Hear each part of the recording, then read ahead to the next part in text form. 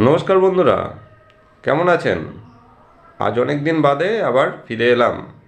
আমি Subrata English learning চ্যানেলে আপনাদের সকলকে স্বাগত। আর আজ আমরা ভয়েসের পার্ট 2 শিখব। আমি আগের ক্লাসে ভয়েস সম্পর্কে অনেকটাই বলেছি। আজ শুধুমাত্র শিখব প্রেজেন্ট ইনডেফিনিট টেন্সের কেমন করে ভয়েস চেঞ্জ করতে হয়।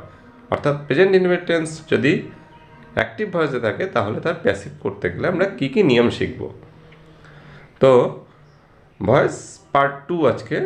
তো সেখানে আমি নিয়মগুলো লিখেই রেখেছি সময়কে একটু সংক্ষেপ করার জন্য। তো বন্ধুরা, হাতের লেখা একটু যদি বুঝতে কোথাও অসুবিধা হয় তাহলে মার্জনা চাইছি, তবে কিছুটা অবশ্যই বোঝা যাবে। না হলে আপনারা অবশ্যই কমেন্টে জানাবেন, আমি চেষ্টা করব যে আরও সুন্দর করে হাতে লেখা করতে। তো প্রথম হচ্ছে 1 নম্বর নিয়ম, অ্যাক্টিভ ভয়েসের কর্ম অর্থাৎ অবজেক্টটা প্যাসিভ ভয়েসের কর্তায় রূপ পরিবর্তন করে সাবজেক্ট হিসেবে বসে যাবে। ঠিক আছে? আর নাম্বার 2 আসছি, এগুলোকে আমি আরও ভালো করে সুন্দর করে বলে বুঝিয়ে দিচ্ছি পরে উদাহরণ দিয়ে। নাম্বার 2, অবজেক্ট অনুসারে অ্যাম, ইজ, আর বসবে।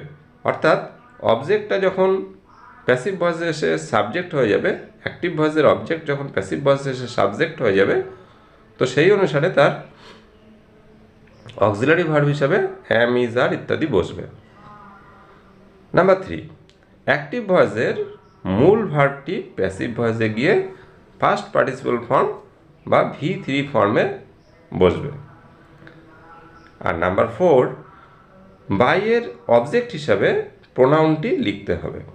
অর্থাৎ আই, উই, দে ইত্যাদি যদি থেকে থাকে তাহলে তাদের চেঞ্জ হবে। আর যদি সেক্ষেত্রে নাউন রজনী, সীতা, বাঘ, গরু ইত্যাদি যদি থেকে থাকে তাহলে তাদের কোনো পরিবর্তন হবে না। একটা এক্সাম্পল আমি একটু লিখেছিলাম, তো এটাকে আমি পরিবর্তন করে দেখাচ্ছি। প্রথমে ছিল দে, এটাই ছিল সাবজেক্ট। তো এই সাবজেক্টটা অ্যাক্টিভ ভয়েসে ছিল। আচ্ছা, এটা আমি অ্যাক্টিভ লিখে দিলাম। তাহলে দেখতে পাচ্ছি দে সাবজেক্ট ছিল, তাহলে এ ক্রস নিয়মে চলে যাবে অবজেক্ট হিসাবে, অর্থাৎ প্যাসিভ ভয়েসের অবজেক্ট হিসাবে চলে যাবে। তাহলে এটাকে এখন লেখার দরকার নেই। তাহলে আমরা এখন কি নিয়ে আসবো? প্যাসিভ ভয়েসে নিয়ে আসবো অ্যাক্টিভ ভয়েসের অবজেক্টটাকে। অ্যাক্টিভ ভয়েসের অবজেক্ট কি? এই যে অ্যাক্টিভ ভয়েসের অবজেক্ট ক্রিকেট, তাহলে এটাকে আমি প্যাসিভ ভয়েসে সাবজেক্ট হিসেবে নিয়ে আসছি। তাহলে ক্রিকেট, আমি আগেই বললাম যে যদি কোনো নাম বাচক কিছু পদ থাকে তাহলে তার কিন্তু পরিবর্তন হবে না। যেমন ক্রিকেট একটা নামবাচক পদ অর্থাৎ নাউন, তাহলে সেক্ষেত্রে এর কোনো পরিবর্তন নেই। তাহলে প্রথমেই আমরা সাবজেক্টটাকে বসিয়ে দিলাম ক্রিকেট। ক্রিকেট, তারপরে কি বসাবো?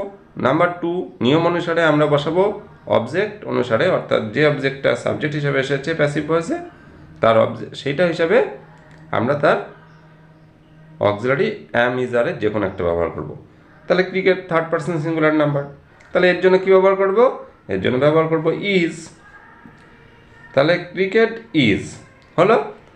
এবার পরেরটায় চলে যাই। পরেরটার নাম্বার 3 নিয়ম কি? অ্যাক্টিভ ভয়েসের ভার্বের মূল ভার্বটি প্যাসিভ হয়ে গিয়ে পিপি ফর্ম বা V3 ফর্মে বসবে। তাহলে এখানে মূল ভার্ব কি? প্লে। অ্যাক্টিভ ভয়েসে রয়েছে প্লে। এই প্লেকে আমি যদি এখানে নিয়ে চলে যাই তাহলে কি হবে? হয়ে যাবে থার্ড ফর্ম বা V3 হচ্ছে played, past participle form played. এবার কি? দে।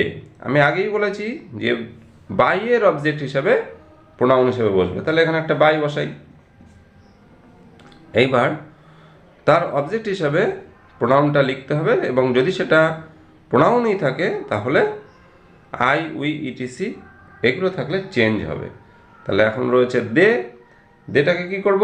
তাহলে চলে যাব THEM, অর্থাৎ দে সাবজেক্টিভ ফর্মটা আমরা অবজেক্টিভ ফর্মে নিয়ে গেলে পেয়ে যাব দেমকে।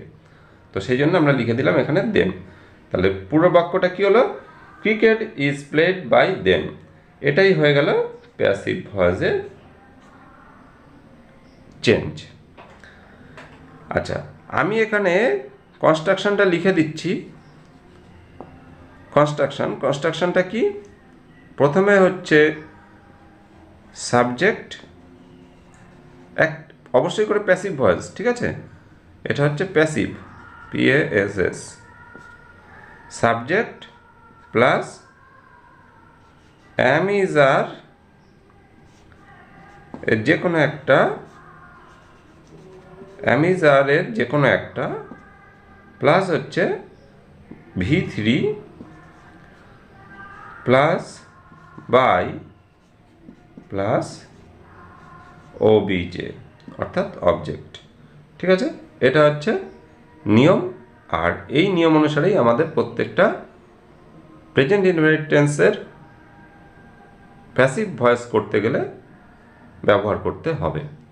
তো বন্ধুরা, ভিডিওটাকে অবশ্যই সম্পূর্ণ দেখবেন, কোনো রকম স্কিপ করবেন না, তাতে শেখা সম্পূর্ণ যাবে না।